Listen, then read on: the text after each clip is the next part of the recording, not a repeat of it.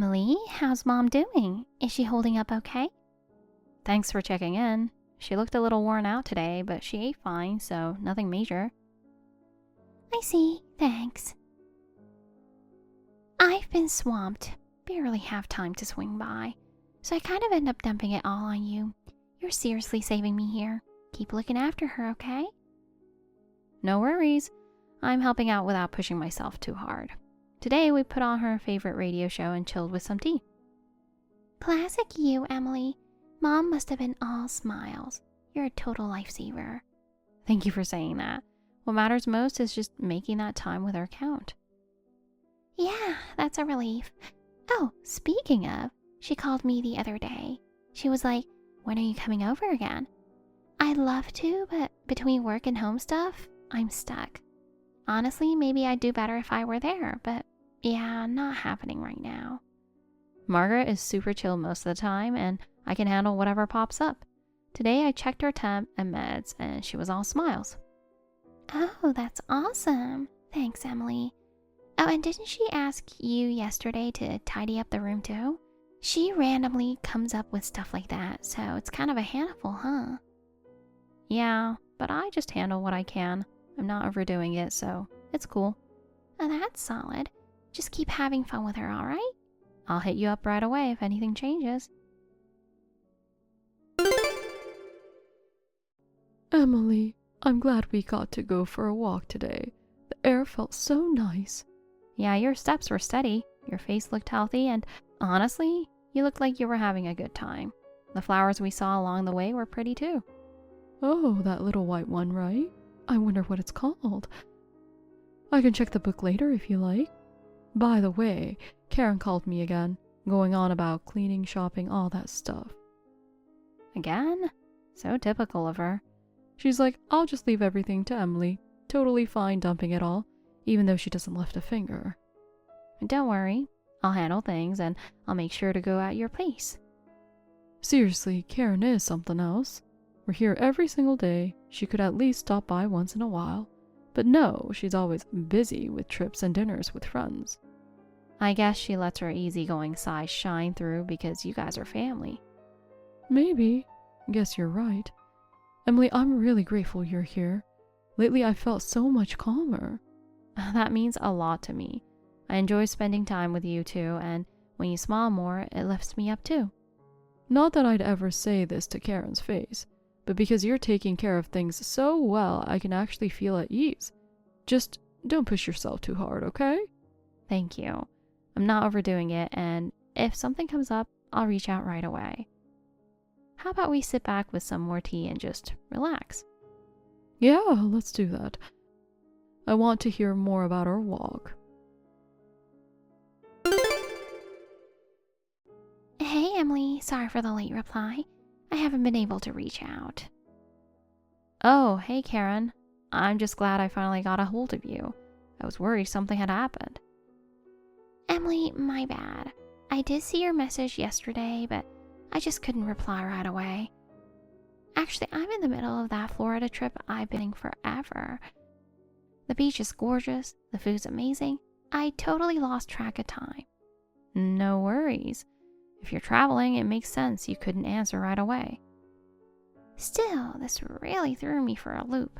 I never imagined Mom would pass so suddenly. I was all excited about this trip, but getting that kind of news just kills the mood. Anyway, we'll be flying back the day after tomorrow, so till then, I'm counting on you. Wait, the day after tomorrow? I thought you'd be coming back right away. The trip schedule runs through tomorrow, and the flights are already booked. So we're set to come back the day after tomorrow, and we'll be there by night. But your mom just passed away, you know. Margaret was your actual mother. So how can you even think about putting a trip first? And what's the big deal? It's not like Mom's going to come back to life if I rush home. And hey, I came all the way out to Florida for this. Cutting the trip short would be such a waste. So I'm going to enjoy it till the end, and then head back. The funeral can wait till after. But still, you really plan on just carrying on with your vacation? I can't believe this. She just passed, and we've got a funeral to prepare. honestly, it feels super irresponsible. Don't you feel any need to show some respect for her at the end? Oh, come on, Emily. You're seriously relentless. Once I've made up my mind, I don't change it easily, so just drop it. You're killing my vibe here. Oh, I'm sorry. I didn't mean to upset you. It's just thinking about Margaret, I couldn't stay quiet. Still, though, Emily, you really had it rough, huh? You took care of Mom at home for 15 years? Most people couldn't stick around that long for someone who isn't even their own parent. And it's been, what, 6 years since my brother, your husband, passed? Yet you kept doing it all this time. I mean, it's like you're way too dutiful, almost overly loyal, you know. Walking away halfway just wasn't an option for you, huh? But hey, isn't caregiving kind of the daughter-in-law's job anyway? So quitting halfway through just wasn't on the table. Well, you know, for me, it wasn't about duty. It just came naturally. Margaret didn't need full-time nursing, and she didn't meet the requirements for a facility either. Plus, she was shy with strangers, so even with in-home nurses, she barely opened up. She could only get the bare minimum of support. With both her husband and my husband gone, Margaret would have been all alone. I couldn't just leave her like that. And honestly, both Margaret and her husband treated me like their own daughter when I had no family. So part of it was just wanting to give back. That's why I don't think I did anything special. For me, it was simply the right thing to do. Oh, wow. Is that so? Impressive, really. I got to hand it to you. But hey, all that ends today, right? Now it's just the funeral and all that prep stuff keeping you busy. Yeah, there's a lot to get ready, and we'll need time to sit down and talk things through. We'll also need meetings to sort things out. I'd feel uneasy without going over all the details. Meetings are fine, but isn't there something way more urgent? Like packing up, moving out? That takes time, doesn't it? Huh? Moving out? Sorry, I don't really get what you mean. Are you talking about organizing Margaret's stuff? You know, like her mementos? And what are you talking about? I can't let some outsider go through Mom's stuff and inheritance. That would never happen. Be serious. Oh wait, so that's what you meant. Emily, you're not seriously thinking you'll just keep living in that house, are you? Caregiving's over, which means you're done. You're out. The house and the land you're in, all of it belongs to our family, not you. Once the funeral's done, sorry, but you'll need to pack your things and leave. Wait, what? You're actually throwing me out right now? This is the home where I spent all that time with Margaret, and nothing's even sorted yet. This is just way too cruel. What's with that reaction? Don't tell me you actually thought you'd end up with the house, the land, and all the inheritance, living it up without lifting a finger? You really thought 15 years of caregiving meant you'd walk away with everything? That's hilarious. No, that was never why I took care of her. I only did what I could so she'd be comfortable. I never once thought about living rich off of it. Listen up and listen closely. Okay. Dad's gone, my brother's gone, and now you've got no one left to stand up for you. And you two never had kids, right? Which means I'm the only one legally in line for the inheritance. Everything Mom left behind is mine. Isn't it just ridiculously straightforward? I can't just accept that so easily. No matter how hard you worked or how much you devoted yourself, it doesn't count for anything here. As the daughter-in-law, you've got zero inheritance rights, not a dime. Only the kids, their children, parents, or siblings can inherit. That's exactly what the law says. So, too bad for you. All your effort, all your tears, they mean nothing when it comes down to this. Well, maybe that's what the law says. But honestly, how can you just kick me out like I'm not important anymore? I spent all that time with Margaret. Those days mattered to me. I gave my all caring for her, and now it feels like none of it counts. Margaret must have felt safe with me by her side. To be honest, you're done. Used up. You were nothing but a caregiver, nothing else worth a damn. At my brother's funeral, when I kept insisting you keep taking care of Mom, that was all just so the responsibility wouldn't land on me. Thanks to you, I never had to lift a finger, and now I get to enjoy the inheritance stress-free. Having a pushover like you, living in your little fantasy world, really worked out for me. This is unbelievable. How can you even say something like that? All I ever did was what I thought was best for Margaret. So everything I gave, all that effort, was just to be trampled on? I really don't get why you put it this way. Excuse me? Oh, come on, this is just reality. If you're bitter, blame the people who made these laws. Or blame yourself for never having kids, huh? So hurry up and start packing. Get yourself ready to leave this house clean and empty. Oh, but make sure you handle the funeral prep and cleaning up first. No half-assing it, okay? That's your last job as my mom's daughter-in-law, so don't slack off. Until that's all wrapped up, you can stay there for now, but after that, you're out. I'll sell the whole property and cash it all in.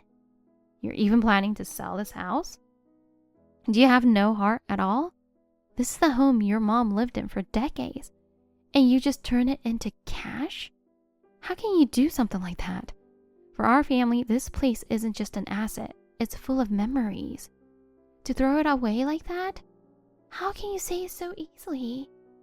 At least think about what your mom would have wanted. Heart?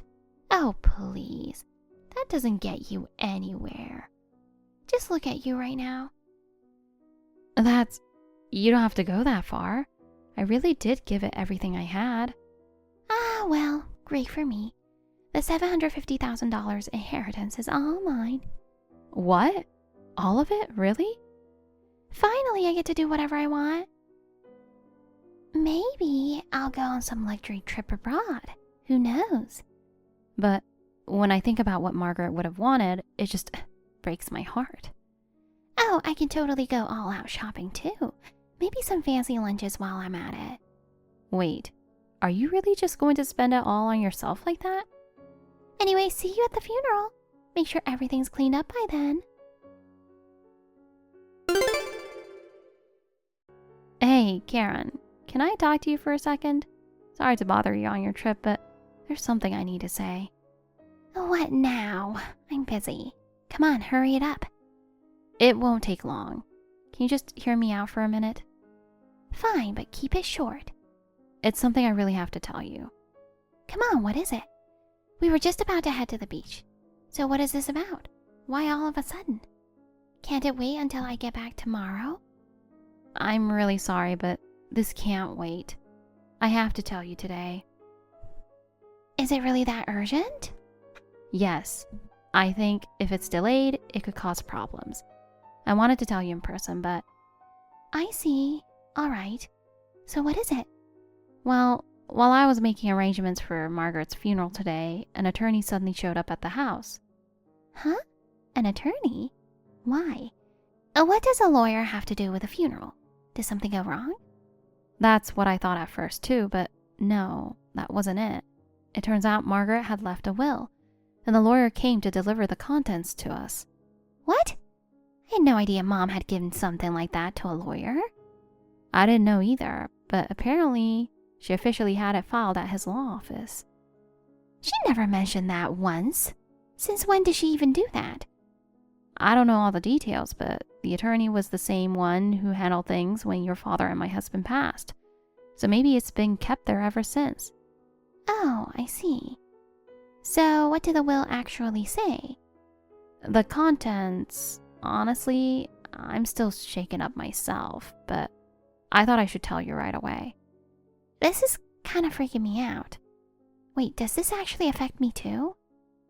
Yes, it directly affects you too. That's why I needed to let you know now. The will clearly stated it.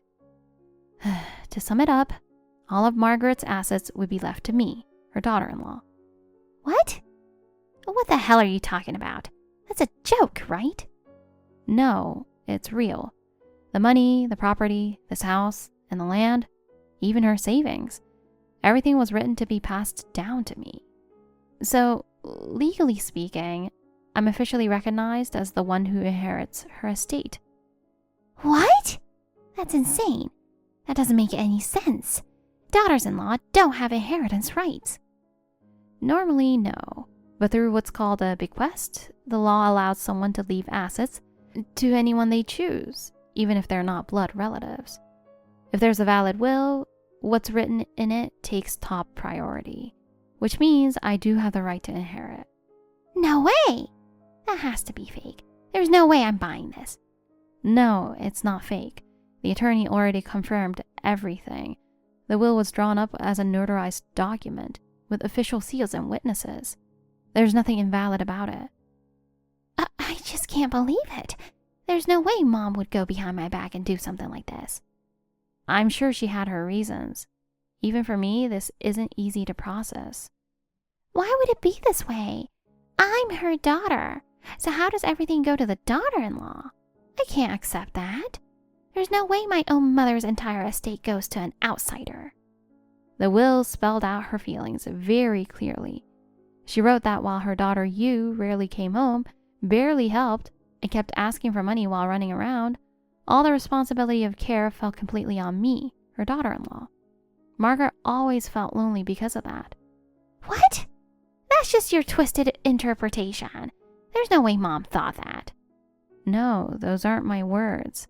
They're in her own handwriting, in her will. She stated clearly that it was the daughter-in-law, not her own daughter, who worked tirelessly for years taking care of her.